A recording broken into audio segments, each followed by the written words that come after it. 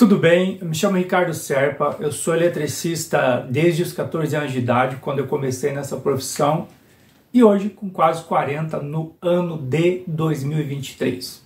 Então é uma vida dedicada a essa profissão que eu amo tanto, e eu vou fazer uma série de vídeos onde eu quero trazer um pouco de experiência, dicas, coisas que possam te ajudar no seu dia a dia, você que quer trabalhar como profissional, independente da idade que você tem, se você está iniciando agora, se você já é um profissional mais antigo. O meu foco é ajudar, tá? Se eu conseguisse voltar o tempo e conversar comigo lá no começo, quando eu iniciei na profissão, eu teria boas dicas, muitas coisas para dizer para mim mesmo. Ou seja, eu conseguiria me prevenir de muitas coisas ruins e difíceis que eu passei ao longo aí de 25 anos de profissão, tá? Então vai ser uma série de vídeos, eu vou criar uma playlist para isso e sempre eu vou estar deixando o link da playlist de baixo ali na descrição do vídeo. Então se você se deparou com o vídeo, você pode clicar ali embaixo e você vai ter ali a playlist completa, tá? Eu vou iniciar esse vídeo falando sobre orçamento. Eu acho que a principal dúvida de quem inicia na área não é só da elétrica, tá? O profissional que vai trabalhar com hidráulica, elétrica, construção civil, gesso, forro de PVC, drywall, enfim, né? Profissional autônomo, ou até mesmo aquele que tem empresa registrada, tudo certinho, e vai trabalhar nessa área. A principal dúvida é orçamento. Por que é orçamento? Porque você precisa ter um preço justo, que não vá assustar seu cliente, não vá afugentar o seu cliente. Em contrapartida, você também precisa ter um preço que possa pagar seus custos, sustentar você e sua família. Então existe um equilíbrio, uma balança nisso, tá? E as coisas que eu vou dizer aqui eu não ouvi falar, não é história da carochinha, é experiência pura. Eu estou há bastante tempo nisso e já tive aí o desprazer de perder alguns orçamentos, de também pegar alguns trabalhos com preço que eu fiz muito barato e não tem a palavra dada, ela não volta mais. Combinado não sai caro. Se você falou que vai cobrar tanto, não adianta depois no meio de serviço vir contar a história fiada para o cliente, dizer, porque eu pensei que era, não tem como dar um agradinho. Não existe isso, tá? Se você disse que vai cobrar X, honre a sua palavra, tá? Não volte atrás. Agora, assim, a primeira coisa que eu vou dizer com relação ao orçamento, jamais dê um orçamento por telefone. Esqueça isso, esqueça. Vá no local, veja a obra, a não ser que você trabalhe em uma situação que você consiga realmente dar o preço sem ir no local, tá?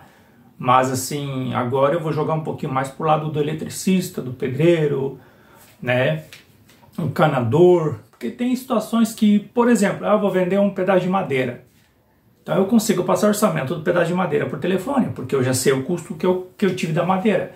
Agora, mão de obra, não dê o orçamento por telefone, porque o que você falar ali está registrado, tá? Então o cliente pode te cobrar daquilo que você falou ali, seja na hora, conversando ali, né, o cliente, você disse, ou judicialmente. Então, cuide muito bem com as coisas que você fala e que você escreve. Agora, o orçamento, você tem que ir no local, para ver a dificuldade do trabalho, para ver a distância da sua casa até lá, para saber quanto tempo você vai levar. Vá no local. Outra coisa, existem aí algumas tabelas de orçamento na internet, tá? Respeito de todo o coração todos aqueles que já postaram para ajudar, mas a minha opinião é que as tabelas elas não servem muito não, tá? Porque eu vou dar um pequeno exemplo. Esse vídeo pode ficar um pouco longo, mas vai ficar aqui realmente quem quer aprender. Eu vou dar um pequeno exemplo. Digamos que você fechou um trabalho ali e está na tabela instalação de chuveiro elétrico R$150 com cabo. E aí chegou no local, você vai sozinho, né? Chegou no local, é uma bola de fogo. O cabo sai do quadro de distribuição, vai para a lavanderia, vai para a sala, vai para o banheiro, vai para o teto, volta, desce, é uma bola de fogo. E o último lugar que ele vai é para o chuveiro, tá? E aí você leva o dia inteiro para passar esse circuito e depois fazer a instalação de chuveiro. R$150 você vai receber no dia de trabalho, tá? Então, você de R$150 vai ter que tirar sua alimentação, gasolina, às vezes o cliente vai querer nota fiscal, você vai ter que tirar nota, se você não tem empresa vai ter que ir na prefeitura da sua cidade, né?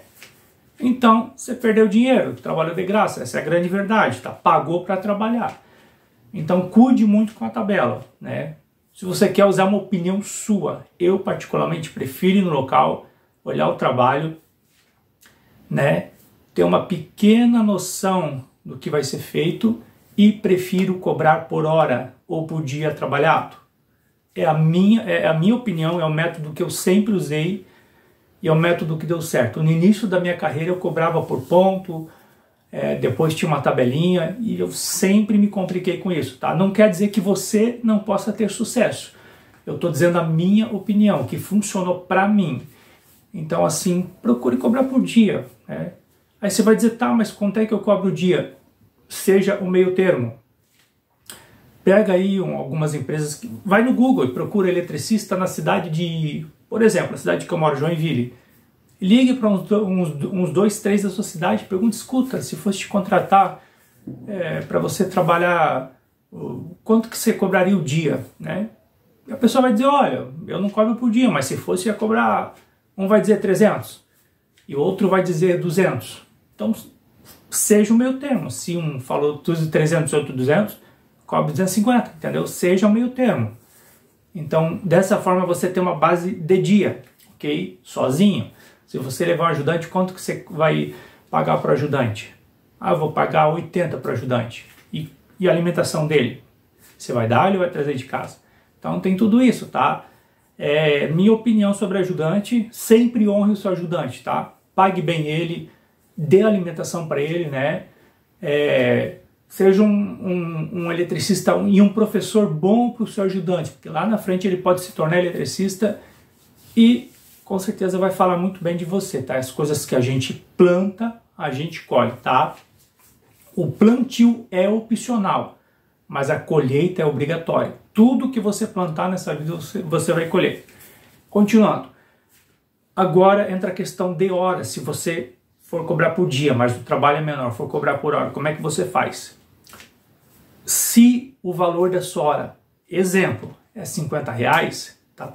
Estou dando um exemplo. Se o valor da sua hora é R$50, então a primeira hora de trabalho cobre 2 vezes essa hora. Então, se o valor da sua hora é R$50, você vai cobrar quanto? R$100 a primeira hora. Ou seja, o cara te ligou e disse, eu quero que você faça instalação no chuveiro, quanto é que você cobra? Aí você vai falar, olha, eu cobro por hora. A primeira hora é R$100, cada hora posterior é R$50. Ou seja, se eu for na casa do senhor e levar 1 hora para instalar o chuveiro, eu vou te cobrar 100. Se eu levar meia hora, não importa, eu vou te cobrar 100, porque é a primeira hora, né? Agora, depois, a cada hora posterior, eu vou te cobrar R$50. Se eu ficar meia hora, não se preocupe, eu vou calcular e vou cobrar sobre meia hora, mas a sua primeira hora tem que ser cheia. Por quê? Porque essa primeira hora, por que você cobra 2 vezes 1 hora na primeira hora? Porque você está colocando os seus custos, né? Gasolina, manutenção de carro, ferramenta, essas coisas. Então, se você sai da sua casa para trocar um chuveiro do outro lado da cidade, cobrou R$100, você já está pagando esse deslocamento, tá? E a cada hora posterior, digamos que você cobre R$50. Então, se você ficar 2 horas, 150. 3 horas, 200. 4 horas, 250, tá? Não quer dizer que você vai cobrar R$50 a hora. É um exemplo que eu estou dando, porque o número 50 é mais fácil de eu dar o exemplo, tá? Então, trabalhe dessa forma. Então, dessa forma, você já consegue ter noção do dia, porque, por exemplo, se o seu dia é R$250, então você já sabe que se você trabalhar 10 horas, a sua hora vai ser R$25, tá? Então, entra um novo exemplo de novo. Se a sua hora é R$25, primeira hora é quanto?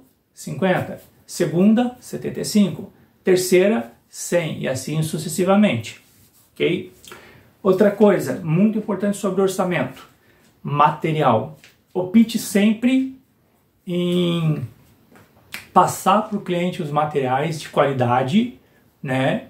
Passe a lista para o cliente e deixe que ele pague o material, né? Por quê? Porque se ele pagar o material, fica transparente, ele sabe que você não vai estar ganhando sobre o material e você também não vai ter que dar garantia do material.